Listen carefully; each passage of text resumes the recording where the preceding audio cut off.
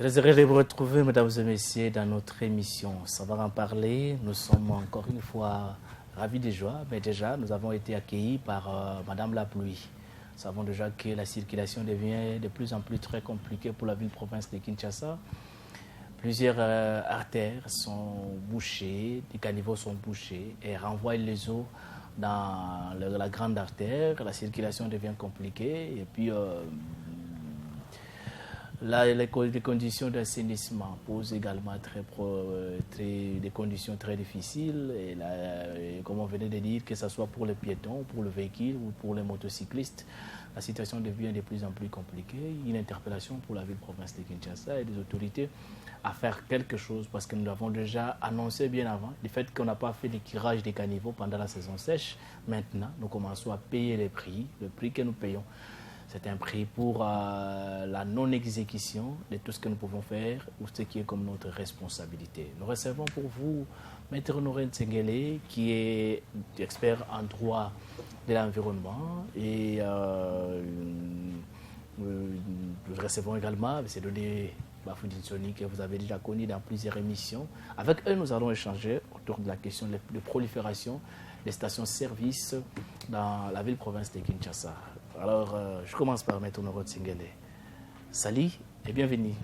Merci beaucoup. Salut et salut aussi aux chers téléspectateurs. Voilà, vous venez de faire aussi des longs kilomètres pour arriver ici. Comment vous avez trouvé l'environnement? Et les gens déclarent déjà, nous font des SMS pour savoir, pour dire quand même qu'il y a un ça ne va pas dans plusieurs artères. Vous l'avez aussi rencontré? Évidemment, comme on dit toujours, à Kinshasa, lorsqu'il pleut, c'est vraiment le mauvais temps qui commence. Alors on dit après la pluie vient le bon temps. Ici, c'est le mauvais temps. Ici, c'est le mauvais temps parce que les avenirs sont inondés. Les voitures ne circulent pas bien. Il y a des embouteillages, même dans nos maisons. Il y a des maisons aussi parfois, surtout c'est celles qui sont mal positionnées. Il y en a qui s'écroulent, ainsi de suite. Donc vraiment, il y a trop de problèmes quand il pleut à Kinshasa. Très bien. Vous n'êtes pas le seul. Vous êtes à côté de M. Honoré, nous avons M. Dodé Bafoudinsoni, spécialiste des droits des affaires, écrivain, il est là, assistant parlementaire. Salut et bienvenue. Merci beaucoup, salut. J'espère que vous avez beaucoup de matière aujourd'hui. Déjà, hier, en passant, on peut frôler une information ou une motion de défiance qui a raté au niveau du Parlement. Des analyses simples. En tant qu'assistant parlementaire, c'était hors norme ou bien c'était dans les normes? Je me honte d'en commenter parce que je trouve comme si la récréation n'a pas toujours pris fin. Voilà. Alors, sur ce, je préfère que nous puissions parler des choses beaucoup plus sérieuses qui doivent faire avancer la République. Très bien. Parce que le peuple congolais est en train de souffrir, mais il ne faudra pas qu'ailleurs qu'on continue à constater, à remarquer des spectacles. Les théâtres continuent. Les théâtres qui n'apportent pas le changement dans les quotidiens des Congolais. C'est ce qui est tellement déplorable. Voilà. J'espère qu'ils vont se ressaisir pour pouvoir rectifier les tirs, afin qu'ils sachent qu'ils ont été mandatés par le peuple. Très bien. Ce n'est pas pour eux-mêmes qui sont là, qui sont à l'hémicycle. Entre-temps, il y a un grand défi qui se pointe. Les pluies ont repris. La ville-province de Kinshasa n'a pas assaini sa ville et aussi n'a pas tiré des caniveaux. Aujourd'hui, nous commençons à payer déjà petit à petit les prix. Dans les jours à venir, nous attendons l'écroulement des maisons avec des inondations. C'est des répétitions. La biodiversité n'est pas du tout respectée. Très bien.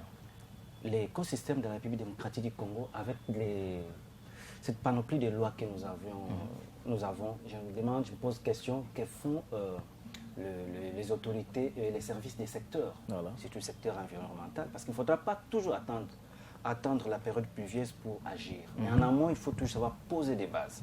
C'est moyennant des politiques qu'on met déjà en exécution pour pouvoir contraindre lorsque une autre nouvelle saison arrive, qu'on sache toujours se tenir en avant-garde pour mieux protéger sa population et protéger les infrastructures déjà existantes. Pourtant, nous avons des problèmes pour avoir des infrastructures, des nouvelles infrastructures de base. Alors pourquoi ne pas se battre pour protéger celles qui existent déjà? Bon, je crois que il y a un sérieux problème en République démocratique du Congo par rapport à tous ces faits que vous venez d'énumérer là. Il faudra que... Malgré l'existence de l'opération Kinbopeto, mais oui, apparemment, il s'en reste que l'opération Kinbopeto, slogans. Au-delà de l'opération a engendré l'avenue d'une usine Kin. Voilà, qui ramaquine. Oui, mais voilà. Comment on appelle ça? Kintoko. Pour le ramassage des. À travers des avenues, à travers de. Mais ce sont des bouteilles qui remplissent les caniveaux. Ce sont des bouteilles de plastique qui sont pleines, qui se sont amassées. Et les petites rivières dans la ville de Kinshasa sont pratiquement bouchées. Voilà. Les ponts aussi bouchés. Ça va continuer à poser. Est-ce que déjà, en passant, on peut interdire. Déjà, on a vu quand même que la question des recyclages, on ne parvient pas à résoudre ce problème. Et malgré des sociétés qui ont déboursé beaucoup d'argent, où le président de la République est allé même inaugurer, on ne sent pas l'impact de ce terrain. Est-ce que nous ne pouvons pas pousser les pions plus loin pour dire quand même que arrêtons la production de bouteilles en plastique? J'ai même honte pour le chef de l'État qui est allé inaugurer parce que c'est comme celui qui est sali. Voilà. Il faut qu'on respecte. On continue à salir l'image du chef de l'État. On respecte l'institution président de la République. Lorsqu'on l'invite dans de grandes cérémonies comme celle-là, il faudra en retour que les gens puissent se mettre au travail pour valoriser la personnalité du chef de l'État. Vous voyez, la ville-province de Kinshasa a beaucoup de moyens, a beaucoup d'argent. Je me pose la question, oui, c'est vrai, il voit toujours l'aspect fiscalité pour avoir des moyens afin de pouvoir mieux diriger, mais il y a du travail qui travaille là dans la rue.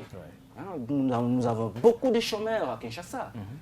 Rien qu'avec le ramassage de bouteilles en plastique, les sachets. Et même sa transformation, parce qu'il y a plusieurs petites usines qui s'organisent pour faire la transformation. Les ménages manqueraient quelque chose à mettre sous la dent au quotidien lorsque les gens se mettent au travail. Voilà. Et la ville serait assainie sans autre forme de procès. Je voudrais que les autorités ici prennent conscience pour pouvoir changer les choses. Sur le père qu'on puisse toujours perdurer dans la répétition des faits. Et en ce moment-là, c'est quel genre de république que nous présentons à travers le monde. Très bien, très bien. Merci beaucoup pour cet éclairage. Je rappelle quand même que vous êtes spécialiste en droit des affaires, mais également un écrivain. Je pense que dans les jours à venir, vous pouvez nous écrire même un ouvrage, un article sur Kinshasa qui n'évolue pas. Donc ça va nous encourager. Nous pensons le faire en téléchargement. Très bien, Maître Honoré Ntsengele. J'espère quand même que cette question devient de plus en plus très compliquée.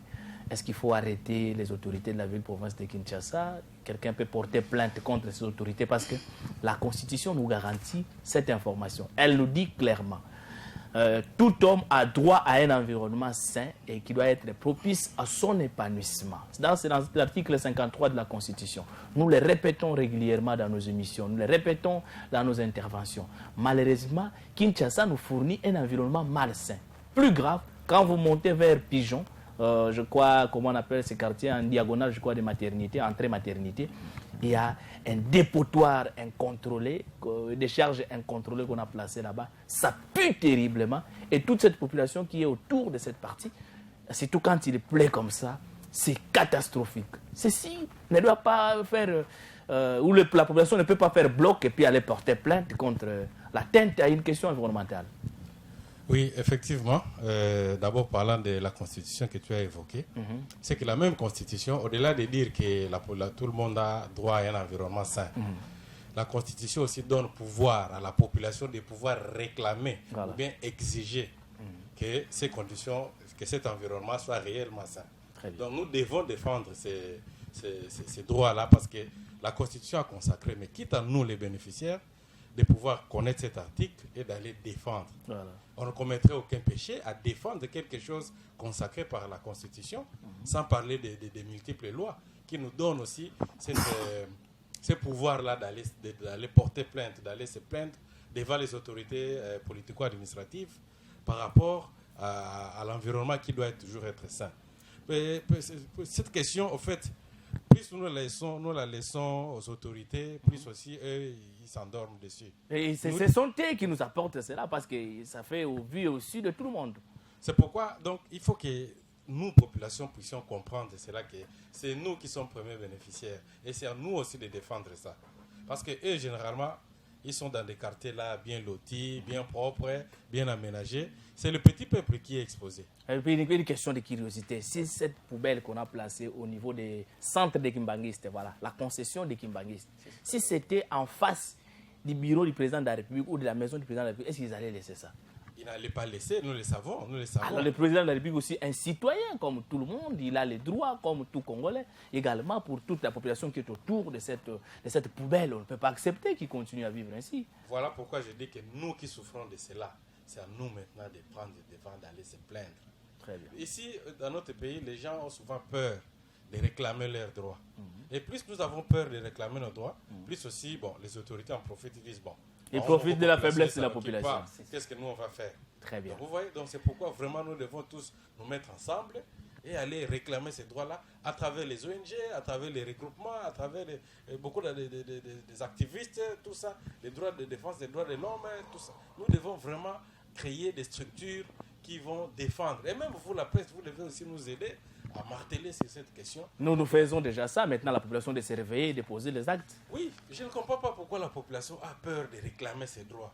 Donc, quelque chose qui est normal, consacré même par la Constitution. Voilà. Mais les gens ont peur, ils disent, ça va, on est tellement comme la banque. Mais c'est nous qui souffrons. Nous souffrons et puis nous tombons régulièrement malades. Oui, comment la typhoïde, voilà. Voilà, lorsqu'on souffre de la typhoïde, c'est nous, c'est pas eux là-bas. Ils sont dans des quartiers là bien propres et tout ça, bien sécurisé, alors que c'est le petit peuple qui souffre. Donc voilà pourquoi, vraiment, prenons ça à cœur, défendons nos droits. Alors, Maître Honoré, directement, c'était l'entrée, s'il faut dire ainsi, la question que nous avons prévu aborder aujourd'hui, la prolifération des stations-service dans la ville province de Kinshasa. Jusqu'aujourd'hui, on continue à construire et des mesures ont été prises. Le ministre des hydrocarbures, Didier Bodimbois, dit ça clairement que non, on doit prendre des mesures pour fermer certaines stations qui ne remplissent pas les normes. Au contraire, quand il a dit ça, on a commencé encore à multiplier la construction. Est-ce que c'était un mot d'encouragement que le ministre a lancé et on n'a vu aucune station qui a été fermée? Qu'est-ce qui se passe-t-il dans ce domaine? Merci beaucoup. Au fait, il y a une chose qu'il faut savoir. Les paroles que nous écoutons à la télé, à travers la presse, bien dans des discours, ce n'est pas ce qui se fait en réalité. Voilà. Parce que nous savons que dans notre pays, il y a ce qu'on dit et ce qu'on fait. Donc, une autorité peut venir vous dire ceci, vous emballer avec des belles paroles. Voilà, désormais, on fera ceci, on fera... Mais suivez-les à travers ses actes. Vous verrez qu'il va faire le contraire de ce qu'il a dit. Donc, c'est vraiment triste. Parce que cette question, en fait, il y a d'abord plusieurs députés qui ont parlé de ça depuis quelques années. Ils ont parlé comme ça. Oui, puis ils en ont parlé. Il y avait même un ministre à l'époque, je crois, qui était... On avait interpellé. Oui. Et le chef de l'État a encore martelé sur la question, il n'y a pas longtemps, je crois, au mois de juillet, lors d'un conseil des ministres. Ah bon? Il a encore martelé. Le président de la République est revenu sur la question de prolifération des stations-service. Mais je constate plusieurs stations-service, voilà. Nous avons suivi ça dans les rapports que le porte-parole du gouvernement a souvent l'occasion de lire à l'issue de leurs réunions. Donc nous savons que le chef de l'État parlait de la question. Donc même le chef d'État s'est inquiété de cette situation. Vraiment, il s'est inquiété. On voit quand même que quelquefois il pensait quand même que le chef de l'État a dit quelque chose en passant. Lui aussi, il se balade quelquefois à travers la ville. Il voit comment ça se construit en vague. J'ai essayé d'approcher quelques spécialistes qui sont dans le secteur pour connaître un peu mes données, plus ou moins les nombres. Personne n'a été capable de me dire. Ah bon? On ne sait pas Kinshasa a combien de stations. Parce que c'est chaque jour que ça pousse comme les Maïebo. Il y a dans certains recoins, avec des noms là que vous voyez, donc vous avez, ça c'est pas une société bien constituée. Alors, tout ça inquiète. Ça n'était pas une manière de fuir la position où on coinçait plus ceux qui vendaient les carburants de Loufou, où chacun maintenant peut avoir, dans sa parcelle, il peut avoir une station de service. D'abord, est-ce que la loi est contre ce que les gens font ici? Parce que vous êtes quand même dans cette question juridique. Est-ce que la loi est contre ce que vous rencontrez sur le terrain? Évidemment, la loi, elle a tout prévu. La loi a tout prévu. Ici, par exemple, j'ai la loi sur les hydrocarbures. Voilà. C'est la loi numéro 15/012 du 1er août 2015. Et en sus de cette loi, on a pris les mesures d'exécution. Voilà. Ça veut dire que lorsqu'on prend une loi, souvent, les ministres sectoriels doivent prendre un décret pour essayer des mesures d'application. Voilà. Et les ministres sectoriels, donc des hydrocarbures, avaient pris en 2016 un décret numéro 16/010 au 19 avril 2016. Et ça porte règlement des hydrocarbures. Voilà. Là-dedans, on donne un peu les conditions et les détails. Il y a plusieurs articles qui parlent de cette question, notamment donc, la commercialisation. Comment on doit, quelles sont les conditions pour commercialiser les produits pétroliers. La loi a tout prévu. Il y a les aspects sécuritaires, il y a les aspects aussi des finances, il y a beaucoup d'aspects à prendre. Et le respect aussi de l'environnement. Et ça n'en parlons pas. Ça d'abord dans cette loi ici, il y a plusieurs article qui parle du respect des normes de l'environnement. Très bien, je vous reviens, maître, le temps de comprendre quand même que les hydrocarbures, ce sont des affaires mystère Dodé. Les hydrocarbures, c'est une affaire. Quand vous vous lancez, vous avez l'argent. Vous, au moins, vous encouragez cette multiplication parce que vous savez que c'est une affaire et puis ça va donner des cash à tous les propriétaires et au pays également. Bien, merci beaucoup. Oui, en premier lieu, j'applaudis la présence, la prolifération des stations de service en République démocratique. Parce que c'est pas Kinshasa, c'est oui. Toute la République démocratique République du Congo, parce que cela fait partie de la croissance économique. Donc, il y a des villes où il y a que des stations. Quand vous arrivez à Kenge, exactement. Qui dit croissance économique dit croissance de la consommation. Et lorsqu'il y a croissance de la consommation, les besoins aussi augmentent. Voilà. Vous voyez. Alors, sur le plan économique, ça c'est quelque chose à applaudir parce que là, ça apporte un développement. Voilà. L'indice de croissance augmente. Ça, c'est une bonne chose.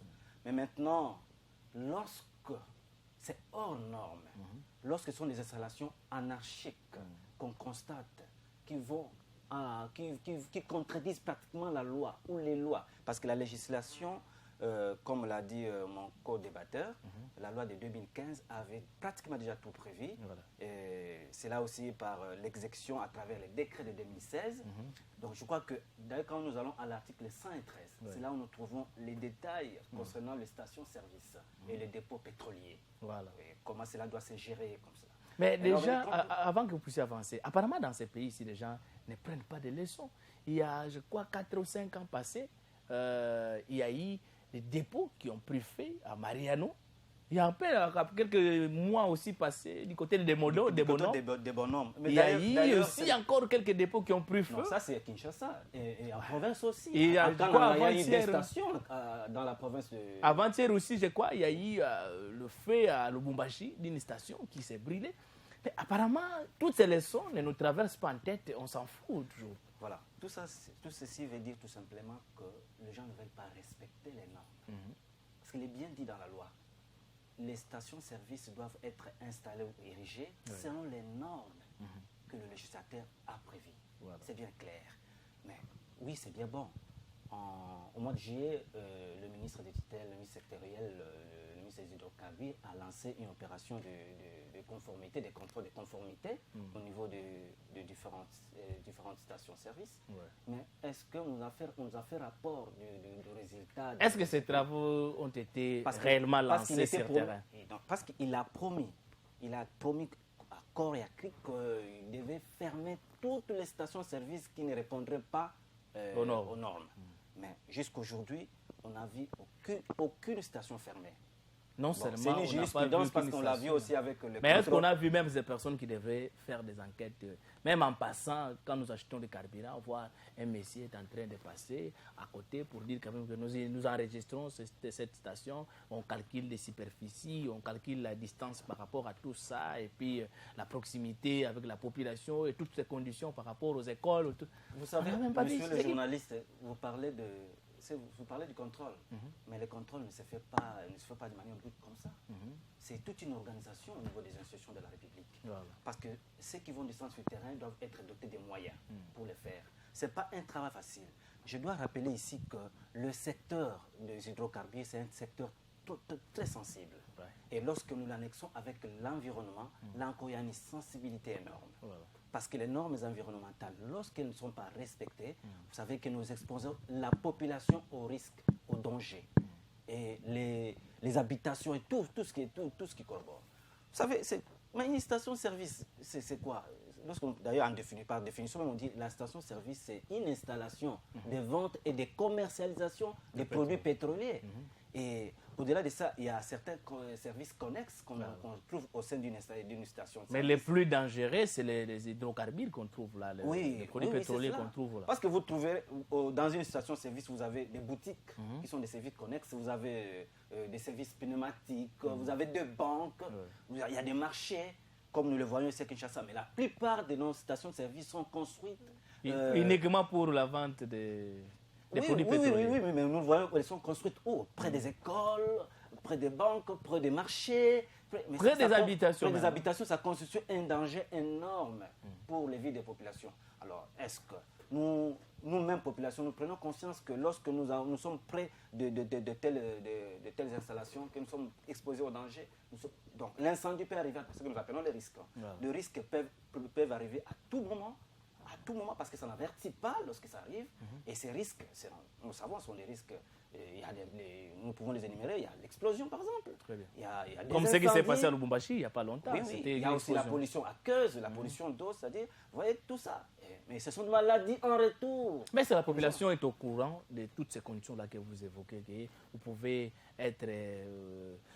il y a une pollution, d'abord par rapport à ces hydrocarbures, et cette odeur que vous respirez peut vous causer des maladies, et puis les risques d'explosion. Est-ce que la population est au courant de tous ces éléments? Parce que quand il voit une station érigée à côté de sa parcelle, il dit, bon, moi, business, c'est comme une pembe nanga, c'est normal. Ma maison sera d'ailleurs dans un coin très mouvementé, je peux rentrer même à 1h du matin, ça passe. Moi, je pense qu'à moins que la population fasse la sourde oreille, mais cette population, quand même, aussi est informée d'une manière ou d'une autre. Parce qu'à la minute où nous sommes dans une chaîne de télévision. Voilà.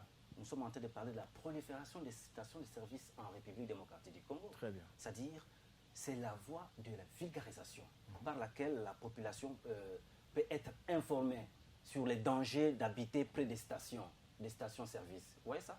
Alors, moi, je crois que l'information doit toujours passer d'une manière ou d'une autre pour que le peuple ne puisse jamais être distrait de ce qu'il y a comme danger, comme je viens de l'énumérer par rapport à cette installation hors norme, pratiquement hors norme, anarchique même de stations de service. Parce que la loi a bien décrit, la loi de 2015 sur le régime général de hydrocarbures a bien dit il faut respecter la distance minimale de 500 mètres. 500 mètres. 500 mètres, mais vous voyez ici à Kinshasa, même pas 50 mètres. En République, sur même avenue, vous rencontrez à moins de 100 à 200 mètres, 3-4 stations qui s'en suivent. Voyez vous-même. 500 mètres. Ça interpelle. Donc 500 mètres entre deux stations. Exactement, c'est ce que dit la loi, voire même plus, même 1000 mètres. Mais on a des stations voisines, stations à gauche, stations à droite, mais la réalité seulement par la route. Parce que j'ai suivi mon co-débatteur dire qu'il a été en contact avec un des experts en la matière. Pour chercher rien qu'à savoir si... on a combien de stations? Combien de stations, mais il n'a pas pu avoir la réponse. Mais moi ici, dans mes recherches, depuis 2018, déjà 2018, on en avait déjà 200. Rien que dans la ville de Kinshasa. Peut-être maintenant, aujourd'hui, nous sommes en 2022. Et j'ai vu en 2021 et cette année, la manière dont les stations ont été construites comme si une main noire qui poussait. Donc, vous voyez la main noire partout. Hein? Oui, mais franchement, parce que là, c'est ça la crainte du chef de l'État d'ailleurs, comme l'a dit mon co-débatteur. C'est ça la chef de l'État lors de la 72e Conseil des ministres. Il a bien dit. Il a bien dit. Parce qu'il ne faut jamais sous-estimer les faits. Ouais. Vous savez, il y a aussi un danger aussi qui est caché derrière cette histoire de prolifération des stations de service. Vous savez, actuellement, aujourd'hui, nous parlons du terrorisme. Donc, ça peut être aussi des investissements illicites en d'autres manières qui sont faites d'une manière pour pouvoir appliquer le terrorisme et puis ce sont des dégâts en retour. Donc on sent quand même qu'il y a des gens qui veulent quand même saboter même les actions. Pourtant l'aspect sécuritaire de la République est toujours prôné à mal. Voilà un peu. Très bien. On revient sur vous, Maître Dodé Bafouilitsoni. Entre-temps, Maître Honoré Ntsengele nous éclaire quand même. Qui donne l'autorisation à ces gens-là pour construire une station-service? La loi prévoit d'avoir une seule autorisation, autorisation des bâtures, c'est tout, ou bien il y a plusieurs services qui impliquent la construction de ces stations. Comment les gens ont, avec une vitesse croisière, tous les documents possibles pour la construction? Évidemment, pour construire cela, ça ne peut demander que des autorisations. Donc, hormis les autorisations spécifiques qu'il faut avoir auprès du ministre des hydrocarbures, il faut penser aussi des énergies qui doit intervenir. Il y a aussi le ministre de l'urbanisme. C'est lui qui doit vous dire dans tel secteur c'est bon, dans tel secteur c'est pas bon. En fait, même d'aménagement du territoire. Oui, c'est ça. Alors, donc, c'est plusieurs services de l'État sont là pour donner des autorisations. Mais malheureusement, parfois on donne des autorisations sans même que les experts soient descendus sur le terrain. Parce que la loi est très bien, est claire, et même les décrets est clair qu'il faut que les experts des services concernés puissent descendre sur le terrain, voir les lieux, puis inspecter tout ça. Et puis non seulement pour donner l'autorisation de construction, mais aussi contrôler, même pendant le fonctionnement. On doit contrôler les stocks, on doit à chaque fois, à la fin de l'année, il faut qu'on voit, il a importé combien, tout ça, ça doit être contrôlé. Est-ce qu'il a payé les taxes, tout ça? Bon, je ne sais pas. Il y a plusieurs services qui doivent fonctionner pour que ça se passe bien. Mais, bon, parfois, il y a des dessous des cartes. Il y a des dessous des cartes. Mais on sait quand même comment les choses se passent. On sait la voie normale est celle-ci. Les personnes vont faire ce que les Kinois appellent les bacs à forme. Il connaît quelqu'un, il appelle, non, j'ai un tel dossier ici, je dois faire... Ah, donnez, moi-même je sais comment ça se passe. Arrivez même dans des maisons communales ou dans des différentes structures, vous verrez comment vous êtes accueillis même par les gens qui ne sont pas de ces services. Il y a qu'un noir, aux organines. Est-ce que quelqu'un qui vient pour chercher un document, c'est à vous de lui poser la question? Il y a qu'un organine. Mais ça se passe comme ça même dans tous les ministères où les ministres on fait porter la charge sur les ministres des fois, dont il n'est pas responsable. Les petits, les chefs du bureau, pas les petits, les chefs du bureau, des directeurs, des chefs de division, accordent des autorisations de manière mafieuse et puis ils récupèrent quelque chose, puis ça passe. Et parfois on fait signer au ministre, et parfois même au chef d'État, on le fait signer parfois certains documents, sans lui donner tous les contours de la réalité de ce pourquoi il est en train de signer les documents. Donc c'est-à-dire que on vient présenter au ministre que non, c'est un bon endroit, il a respecté les conditions, alors que consciemment, nous savons que l'autorisation qu'on est en train de donner là-bas n'a pas respecté les normes. Ouais. Les cas, par exemple, de la construction tout près des maisons d'habitation. Voilà. À 0 mètre, hein. C'est seulement le mur qui sépare avec les habitations. C'est comme si c'était une maison d'habitation aussi qu'on construit, alors que c'est une station-service où il y a des stocks et des stocks de gaz qui peuvent exploser à tout moment. Et je me demande même qu'un jour, s'il y avait des malfaiteurs qui pouvaient faire incendier ces différentes stations, simplement pour saboter la ville. Parce que c'est arrivé à plusieurs reprises. Donc ça signifie que... Surtout quand il y a des marches, des gens ne se retiennent pas. Oui. Heureusement quand même qu'on prend des dispositions pour mettre des policiers autour des stations-service. Mais le danger est toujours permanent. À un moment, les petits-enfants peuvent jouer avec les aliments. Ils peuvent jouer avec des criquets, je sais moi comment on appelle ça encore, d'autres histoires, d'autres produits flamands. Surtout dans chaque station, on a toujours mentionné de ne pas décrocher le téléphone. Mais vous êtes collé avec une station, bon, moi, vous avez interdit chez moi de ne pas décrocher le téléphone. Alors que je suis dans... Des fois aussi, il n'y a pas même un mur qui nous sépare. Je suis à côté là. Vous décrochez avec ces étincelles, ça fait des flammes. Mais vous ne voyez pas que la ville devrait se réveiller. On ne peut pas laisser seulement cette charge au niveau des ministres des hydrocarbures. Il faut que les ministres des urbanismes interviennent, des énergies interviennent, d'aménagement du territoire interviennent, et même de l'environnement, où on sent quand même un silence radio de tous ces côtés-là. Qu'est-ce qui ne va pas avec tous ces ministres alors qu'ils ont des actions qui peuvent mener en commun pour qu'on sente qu'il y a un danger pour la population? Nous avons un problème vraiment de leadership dans ces pays. Nous avons un problème vraiment des autorités. Des autorités qui aiment et la population et le pays en général. Parce que je fais le constat comme si la plupart des autorités que nous avons dessus ne nous aiment pas, nous, population, et n'aiment pas aussi les pays. Parce que s'ils nous aimaient, nous, la population, ou bien s'ils aimaient leur propre pays, il y a des choses qui ne se permettraient pas de faire. Donc c'est comme si tout le monde, que ce soit nous, Congolais ou les étrangers, bon, on considère que non, c'est l'occasion pour moi de tirer profit, de bénéficier de ceci pour faire profiter à ma famille, tout ça. On sacrifie souvent la population. Donc nous sommes toujours sacrifiés. Et c'est comme ça que quelqu'un verra aussi, on construit une station tout près de sa maison, il s'éteint, il ne dit rien. Mais il va se plaindre auprès de qui? Lui viendra brandir toutes les autorisations possibles. Parfois même la fenêtre de sa chambre et de la station. Donc il inhale chaque jour ces gaz-là. Donc ça nous expose à beaucoup de problèmes, sans parler des risques sécuritaires sur le plan de la sûreté nationale. Parce que il ne faut pas oublier que généralement les terroristes, les guérillas et tout ça que nous voyons, que ce soit à l'Est ou à Kinshasa, sont souvent financés, ils ont des moyens. Et souvent c'est par des moyens aussi, entre autres pétroliers. Donc ça signifie qu'il y a des stations qui peuvent être là, les chefs de l'État même suspectaient qu'ils pouvaient avoir des stations peut-être qui serviraient aussi de financement du terrorisme. Et là, nous avons une cellule nationale qu'on appelle Sénarest, qui doit mener aussi des enquêtes. Cellule, je crois, de renseignement financier, qui doit mener des enquêtes. Est-ce que les fonds que vous utilisez viennent d'où? Les recettes que vous avez sont distribuées comment? Est-ce que ce n'est pas pour acheter les armes? Est-ce que ce n'est pas pour financer tous ces gens qui nous menacent à travers la ville? Tout ça. Tout ça, c'est des problèmes qui émanent au fait de cette prolifération. Donc, vraiment, un contrôle doit être fait. Très bien, maître Dodé Bafouilitsoni. Quand vous arrivez dans ces dossiers, vous sentez l'inaction du gouverneur de la ville. Parce que, également aussi, c'est sa ville. C'est le président de la République en miniature, ou le président de cette province, si on pouvait scinder 100 thèmes de province. Les ministres provinciaux font quoi? Les députés provinciaux font quoi? Parce que cela se fait dans une ville où ils sont députés, ils étaient élus, et puis des ministres qui prennent des décisions qui n'ont pas d'autorité pour le contrôle, à part le Premier ministre. Mais il y a le Parlement qui a la mission de contrôler.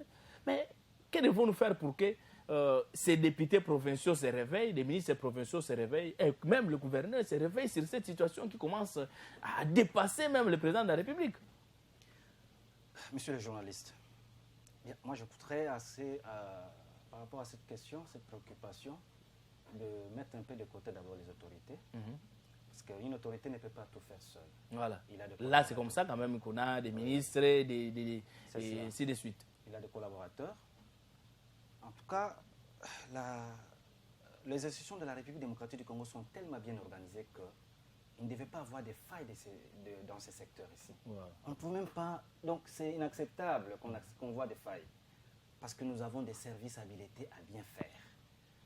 Je voudrais parler du suivi. Vous avez cité les ministères provinciaux, par exemple pour les secteurs d'environnement, tout ça. Yeah.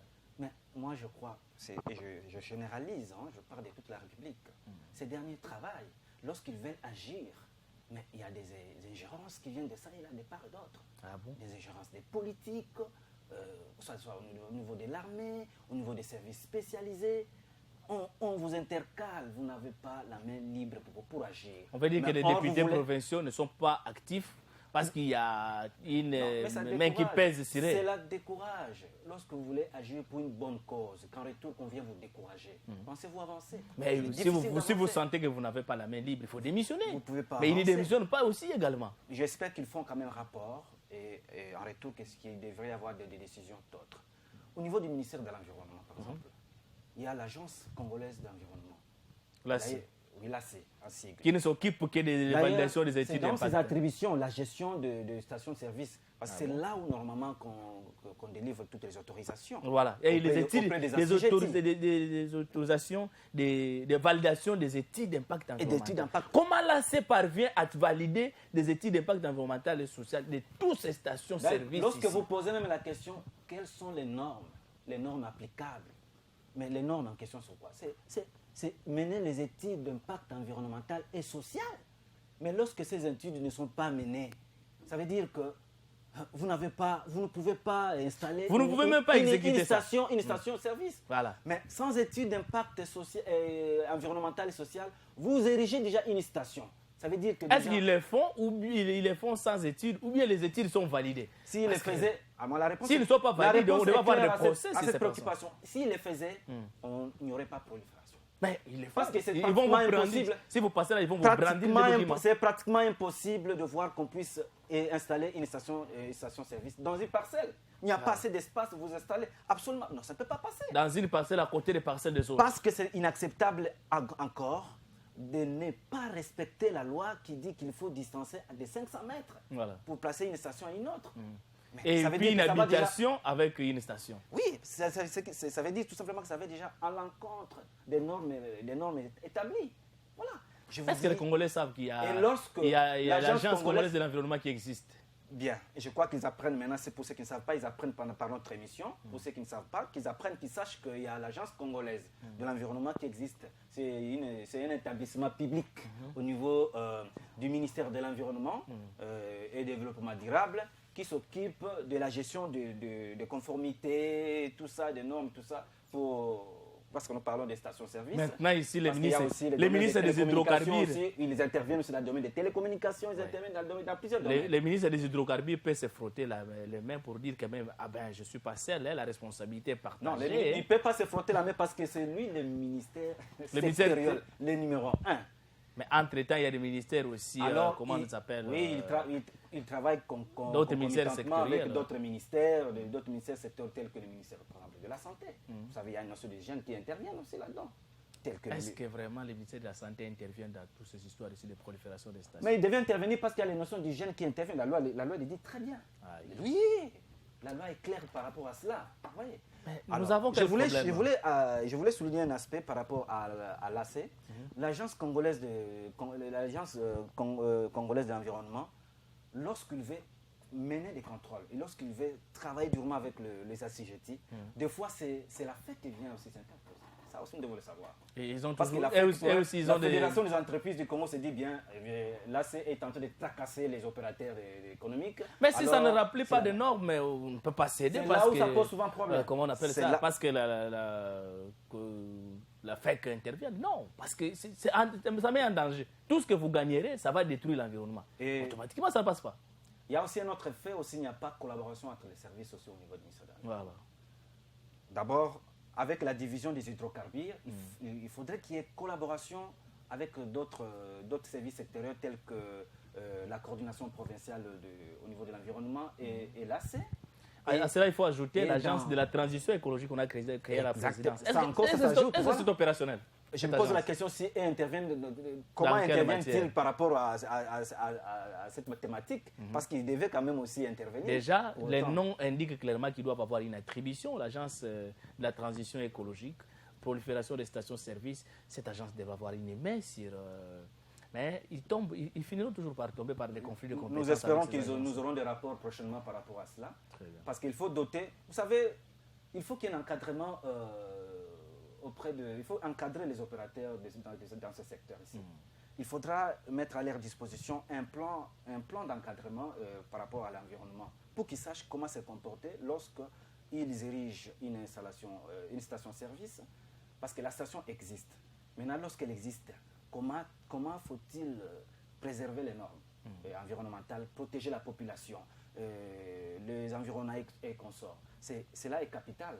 Mais à ce moment-là, le contrôle de conformité aurait son sens si cela est fait. Mais si cela n'est pas fait, les gens ne se contenteraient rien que des procès-verbaux sans qu'il y ait enquête et sans qu'il y ait mécanismes qui doivent être mis à la base pour pouvoir assurer cette conformité comme il se doit. Très bien. Comme le prévoit la loi. Très bien, Maître Honoré Tsekele. On sent quand même l'inaction des députés nationaux tout comme provinciaux parce qu'à l'époque, quand je vis lorsque le pasteur Cosme était encore DG de l'ICC, il était invité régulièrement dans la commission de l'environnement à chaque fois qu'il y avait une matière sur la conservation de la nature dont les députés ne voyaient pas clair.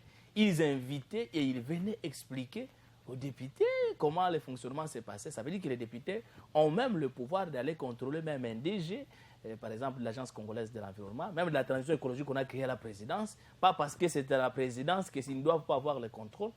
Mais on sent l'inaction ou l'inactivité des députés dans toutes ces matières. Ils sont toujours sur je ne sais pas s'il faut appeler ça des matières très sensationnelles. Ils discutent du matin au soir. Non, on n'a pas touché 21 000 $. Moi, je ne connais pas. Nous, on touche 16 000 $. Nous, on touche 8 000 $. Ils sont dans toute cette matière, alors que la matière qui fait la vie n'est pas du tout exploitée, comme l'a dit hier un député, lors de cette motion, que nous traitons des motions sur des questions banales. Alors que les questions de la vie, comme les questions liées à l'environnement, aujourd'hui, on se prépare à la COP27. On ne sait même pas comment y arriver. Est-ce qu'ici, on ne sent pas quand même l'inaction de ces députés nationaux? Les provinciaux, il faut combiner, parce qu'ils ont aussi les mandats du peuple. Effectivement, il y a aussi des réalités à vivre là-bas. Hein. Je crois que mon collègue qui est à côté, comme lui, il est assistant parlementaire, il peut nous en dire plus. Mais moi, c'est le constat que je fais comme un petit peuple. Souvent, et aussi même les députés, ils sont parfois aussi butés à certaines difficultés. Parfois, c'est la connaissance scientifique. Non seulement la connaissance, non, ne minimisons pas parce que quand même c'est des députés. Respectons-les d'abord comme ça. Non, mais être député on ne veut pas dire que vous êtes... Il n'y a pas les critères scientifiques qu'on a déterminés. Si d'avoir un diplôme, même si vous avez acheté, vous pouvez postuler et puis devenir député. Donc, présumons d'abord que comme députés, respectons-les comme ça, ils ont des connaissances. Mais je me dis que parfois, ils sont soumis aussi à certaines contraintes, bien certaines pressions de la part de leurs partis politiques. Parce que tous ces opérateurs économiques, c'est des gens qui ont des moyens. C'est des multinationales qui ont des moyens, qui peuvent donner autant d'argent à X, à Y, pour faire tel dossier, pour effacer telle trace, tout ça. C'est parfois des difficultés qu'ils rencontrent. Tout à l'heure, on était en train de parler d'une motion contre un ministre. Mais quand vous acceptez quelque chose au détriment de la population, ça c'est trahir même... la population qui vous a élu, vous avez été élu pour défendre l'intérêt de la population. Et la population vit à côté des stations-service qui sont en danger. Nous attendons qu'il y ait maintenant des morts pour que vous puissiez venir avec votre assistance. Qu'est-ce que ça fera? Malheureusement, c'est ça la réalité. C'est comme faire la médecine après la mort. Même la population elle-même sait aussi que tous ces gens que nous avons votés, en réalité, ne parlent pas vraiment en notre faveur. Ils sont là pour tirer les bénéfices les meilleurs pour leur propre intérêt. Parfois sacrifiant l'intérêt du peuple. Mais ça, nous le savons. Vous allez décourager la population. Nous le savons aussi. Même ceux qui nous suivent à la maison le savent que les gens que nous votons ne sont pas toujours là pour défendre nos intérêts. Donc parfois, ils ont aussi les yeux tournés ou le ventre tourné vers leurs propres intérêts. Mais on a vu des députés provinciaux très actifs lors des destitutions de leurs gouverneurs. On a vu des députés faire sortir même le français qu'on n'a jamais entendu. J'ai appris plusieurs expressions au travers des députés qui voulaient destituer leurs gouverneurs. Mais aujourd'hui, pour des questions pareilles, aucun député ne sort de toutes ces phrases. Et puis le français qu'on a entendu, juste c'était pour des motions de défiance. Si je ne sais pas, des défiances, je sais pas comment. Défiance. Oui, effectivement, normalement, il faut qu'il y ait ne fût-ce qu'un ou deux qui peuvent récupérer les messages du chef de l'État. Partons d'abord du message du chef de l'État. Oui. Parce que même si le débat que nous menons ici, c'est sur base de ce que le chef de l'État lui-même a dit. Donc, c'est sur base des inquiétudes du chef de l'État. Oui. Donc le chef de l'État lui-même est inquiet. Si lui, la première institution du pays, est inquiet, et a fortiori nous. Les subalternes alors s'en foutent. Nous ne pouvons que récupérer cette inquiétude et en faire grand bruit comme nous sommes en train de le faire. Donc il faut qu'il y ait ne fût-ce qu'un ou deux députés, ou trois, ou parfois même tous, qui peuvent récupérer cette question, dire non, nous devons voir clair, on interpelle les ministres, s'il faut diligenter des enquêtes, s'il faut envoyer les experts, on envoie, et puis on va nous faire une liste des stations qui répondent aux normes, et ceux qui ne répondent pas aux normes. Et ceux qui ne répondent pas aux normes, ils vont accepter aussi les sorts. Est-ce que nous ne pouvons pas avoir des interpellations autour de ça? On voit le ministre des hydrocarbures provincial être interpellé chez le pasteur Godin Poyi. Et puis on voit le ministre des hydrocarbures interpellé chez le Vieux Mbosso. Et puis voir quand même qu'ils sont interpellés par rapport à ça.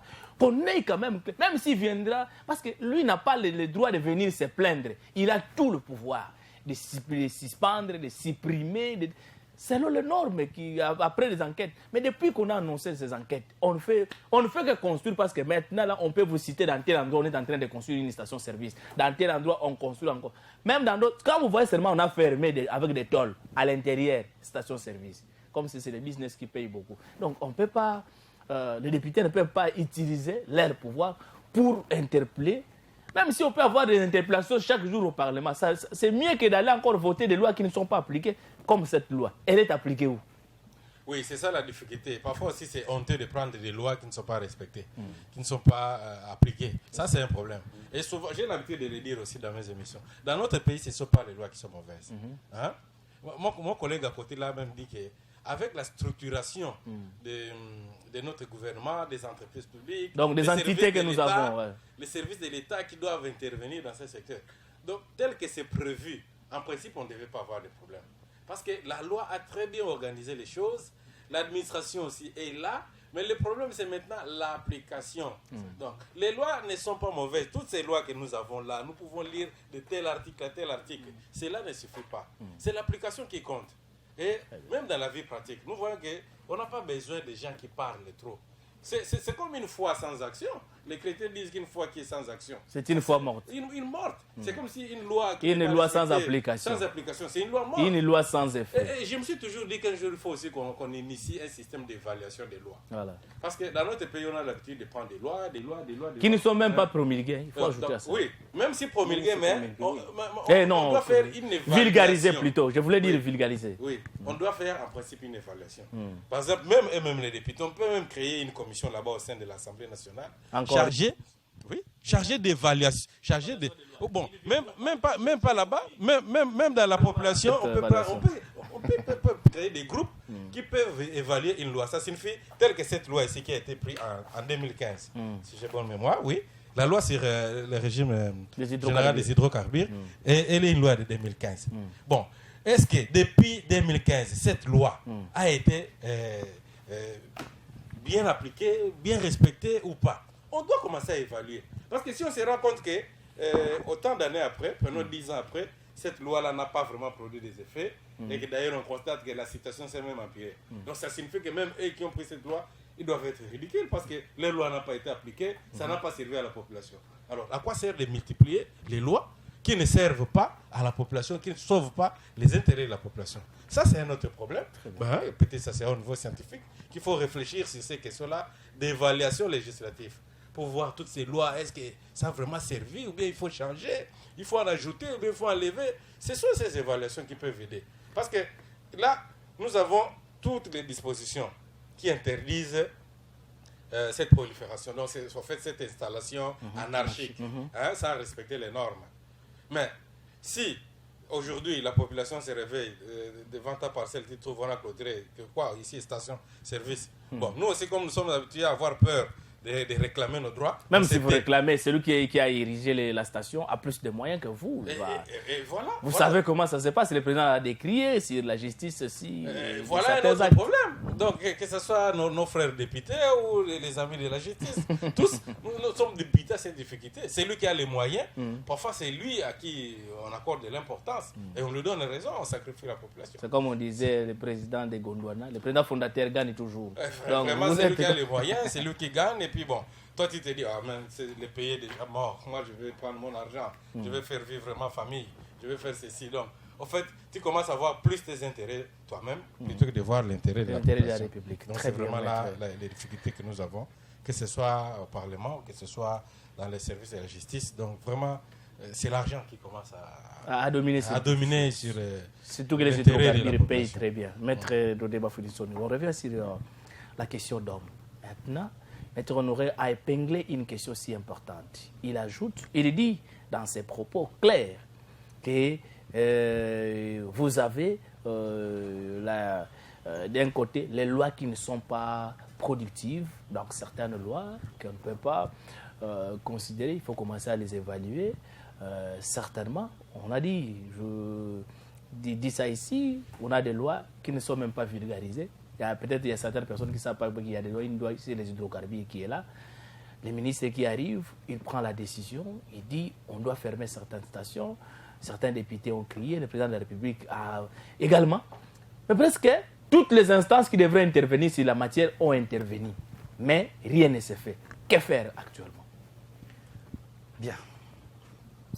Avant de vous dire que faire, je vous rappelle qu'il y a une jurisprudence par rapport à cette matière que nous traitons. Oui, si vous avez l'article, n'hésitez pas à le lire. En 2019, les conseils des ministres avaient demandé au ministre des Transports et 2-3 ministères associés de descendre sur le terrain pour évaluer les ports privés qui fonctionnaient en défaveur des ports nationaux. Ça, c'est au Congo central que cela s'est passé. Voilà. Cette mission est descendue. Et en retour, il n'y a pas eu d'effet. Il n'y a plus de suite. Il n'y a pas eu d'effet parce que ces ports privés devaient être fermés. Mais aucun port n'a été fermé. Aucun port n'a été fermé jusqu'à ce jour. Alors, même moi aussi, au mois de juillet de cette année, le ministère sectoriel du côté des hydrocarbures a aussi proposé une mission dans ce sens-là, parce que le chef de l'État avait décrit la situation lors d'un conseil des ministres. Et un contrôle de conformité devait être fait. depuis le mois de juillet. Depuis le mois de juillet. Aujourd'hui, nous sommes déjà au mois d'octobre, bientôt le mois de novembre. Où sont les résultats? Soyons pragmatiques. Où sont les résultats? Parce que ne pensons pas que la population est faible. La population aussi est en train de décrire la situation, mais ils ne savent pas. Et la population, des fois, ignore aussi les voies par lesquelles elle doit revendiquer. Parce que quand vous allez à la justice, il faut débourser beaucoup d'argent. La population crie, mais partout il y a des stations, on ne comprend pas ce que ça veut dire. Où allons-nous avec ces phénomènes? Ils appellent ça phénomène. Mais oui, mais en retour, les dégâts viendront bien après, et après on pleurera de nos yeux. Voilà. Je crois que la réponse à la question que vous venez de me poser n'est que l'application de la loi. Qui doit appliquer? Parce que le ministre a dit on va fermer, personne n'a fermé. Il faut que la police descende, commence à arrêter. Lorsque les assujettis ne veulent pas appliquer le parquet, la loi, parce que l'article 21 du Code de l'environnement de 2011 a bien explicité les choses. Mais lorsque les assujettis ne veulent pas appliquer les normes environnementales établies, je pense que le législateur donne le pouvoir, le quitus de pouvoir sanctionner. Il faut une rigueur. Cette rigueur que nous rencontrons dans un leadership bien aguerri. C'est lorsqu'il n'y a pas sanction à ce moment-là qu'il n'y a pas leadership. Parce que le leadership est synonyme d'un développement qu'on invite à pouvoir s'installer pour qu'un pays avance. Mais un peu rapidement, parce que nous sommes arrivés vraiment à la fin. Voilà. Est-ce qu'ici, on a la possibilité de sanctionner? Parce que s'il faut sanctionner, la majorité des députés, on connaît le système que nous avons ici, il est de la même famille que les ministres, par exemple, alors que le dossier qui est là touche sa famille politique. Quand il va le faire, non-obéissance au mot d'ordre, des histoires pareilles. Est-ce que déjà même le climat politique que nous avons en termes de la structuration est favorable à faire appliquer cette loi? Bon, je crois que c'est très difficile parce que déjà même au niveau du ministère de l'Environnement, il n'y a pas assez de collaboration entre aussi les services, les différents services qui y travaillent. Entre autres, il y a l'AC, l'Agence congolaise d'environnement, et la coordination aussi. Parce qu'il n'y a pas assez de collaboration. Ils sont en conflit, ils ne s'entendent pas parce qu'il y a un conflit d'intérêts. Voilà. Ces conflits d'intérêts pratiquement bloquent le développement, l'avancement des choses. Et entre-temps, c'est la population. Et lorsque nous arrivons au niveau de grandes institutions telles que l'institution Parlement, etc., c'est la même chose. Donc, ce qui veut dire que le peuple est abandonné à son triste sort, ce n'est qu'à lui de s'élever pour pouvoir prendre les choses en main et savoir récupérer ses droits comme il faut. Au cas contraire, on va enregistrer des morts de trop. Pour autant, c'est quelque chose qu'on pouvait déjà éviter. L'expression pétrodollar, c'est le dollar qui va toujours parler, puis c'est le pouvoir, l'argent c'est le pouvoir. Vous qui n'avez pas d'argent, vous n'avez pas de pouvoir. À qui allez-vous crier? Vous restez comme ça et vous partez... une perte totale pour vous, pratiquement. Très bien, ça c'est une intervention très pertinente de savoir quand même que l'inquiétude continue à planer. Maître Honoré Ntsegele, un dernier mot, que faut-il faire? La même question que je posais à M. Toudé, je vous la pose également. Que faut-il faire? Parce que tout décor a été planté. Le président de la République, je pense qu'il n'y reste que le Premier ministre puisse parler. Je crois peut-être sa voix sera plus entendue parce que le président de la République sera présenté des inquiétudes. Le ministre a pris des décisions de fermer certaines stations qui ne répondent pas aux normes. Mais aujourd'hui, plusieurs mois après, rien n'est fait. Au contraire, on commence à le multiplier davantage. Oui, normalement, la parole du chef doit se faire respecter. La parole du chef, c'est une loi. Oui, la parole du chef doit se faire respecter. Et nous savons que le président de la République, c'est la première institution du pays. Donc, à lui seul, tel qu'il est là, c'est la première institution. Quand il dit quelque chose, il s'inquiète de quelque chose. Normalement, tous les services devaient être déjà mis en musique pour travailler. Pour travailler, dit, moi, le chef a dit ceci, le chef a dit cela, le chef s'inquiète de ceci. Qu'est-ce qu'on doit faire? Mais malheureusement, ce n'est pas le cas. Et ça n'arrive pas. Pourquoi? Parce que moi, j'ai toujours décrié aussi en fait, la composition de notre gouvernement. Parce que tel que le gouvernement est composé et calqué sur base des quotas des partis politiques, ça met vraiment le chef de l'État en difficulté. Parce qu'on sait que tel parti politique a tel ministère, tel parti politique a telle entreprise. Même s'il fait quand même des bévis, on continue à laisser. Donc ça signifie que c'est au nom de la coalition, au nom de l'association. Que ce soit les ministres, que ce soit les députés. Comme ils sont là au nom de leur parti politique, donc ils ont tendance à obéir plus à ce que leur parti politique détermine comme philosophie. Donc, ce qui veut dire qu'en ce moment-là, le travail qu'ils font, c'est plus pour leur parti politique et non pour la population. Voilà pourquoi moi je doute toujours que aussi longtemps que notre pays sera structuré de cette façon-là, nous aurons toujours des problèmes, on sera toujours buté à des difficultés, parce que telle autorité dira ceci, comme il est de telle obédience politique, tel autre ne va pas exécuter parce qu'il est de telle obédience. Il y aura toujours blocage sur blocage. Vraiment, c'est un système qu'il faut abolir parce que les autorités ne doivent pas dépendre de leurs partis politiques. Ils sont là plus pour la population et non pour les partis politiques. Sinon, cette situation demeurera comme ça plusieurs années après. Très bien. Il y a une situation qui inquiète tout le monde parce que vous avez bien compris le langage du président de la République. Le président de la République s'est inquiété sur cette prolifération. Si nous en parlons aujourd'hui, parce que nous sentons quand même que rien ne va depuis qu'on a pris cette décision, depuis que le ministre des Hydrocarbures a pris la décision de fermer certaines stations-service qui sont à 0 mètre de certaines habitations, des bureaux, des écoles, partout. On commence encore à en avoir tout ce qui reste qu'on ait des stations-service, même dans des maisons où nous habitons, parce qu'on sent quand même que ces vagues est en train de monter à grande échelle. On ne sait pas que vers le pétrolier, dans cette matière, c'est qui donne des autorisations. Vous le donnez sur base de quoi? Alors, nous avons reçu pour vous Maître Honoré Tsengele et Mystère, comme que je l'appelle souvent comme ça, Dodé Bafulitsoni. L'un est spécialiste en droit de l'environnement et l'autre est spécialiste en droit des affaires. Ils sont aussi écrivains, ils écrivent des ouvrages régulièrement. Ils nous ont permis que nous puissions faire cette analyse. Vous avez eu une lumière vraiment autour de cette analyse. Maître Honoré, je vous dis un grand merci. Merci à vous, merci aussi aux téléspectateurs qui nous ont bien suivis. Mystère Dodé Bafulitsoni, je ne manquerai pas aussi de vous dire merci. Je sais que vous avez eu un temps, vous êtes très compliqué, mais vous avez quand même fait l'effort d'être là pour analyser cette question. C'est plutôt moi qui vous remercie de m'avoir invité, que ça fait belle lurette. Et je salue aussi les téléspectateurs qui nous ont suivis, partout ils sont dans leur ménage. Bonne soirée à tous. Merci beaucoup. Vous avez compris que c'était l'analyse des scientifiques. Nous restons toujours neutres, comme nous cesserons de le dire, parce que notre cause, c'est l'environnement. À chaque fois qu'une question touche l'environnement, nous en parlons sans état d'âme. Et je pense que quand même que vous avez tiré quelque chose. Vous souhaitez participer à cette émission, le numéro est affiché au bas de votre écran. Contactez-nous. Alors, ayez aussi la matière. Ne nous contactez pas seulement pour nous contacter, mais ayez aussi la matière à défendre, parce que pour nous, c'est pas le militantisme, mais c'est plutôt la science qui est toujours prônée. Alors, je dis un grand merci à Cédric Lesombourg, l'homme qui était au four et au moulin, pour se savoir en parler de ce soir. En tout cas, un grand merci à vous tous qui avez accordé votre sympathique attention sur cette émission. Je vous retrouve le mardi dans un autre numéro de Savoir en parler. Entre-temps, portez-vous bien, bonne suite des programmes sur la télévision verte. Au revoir.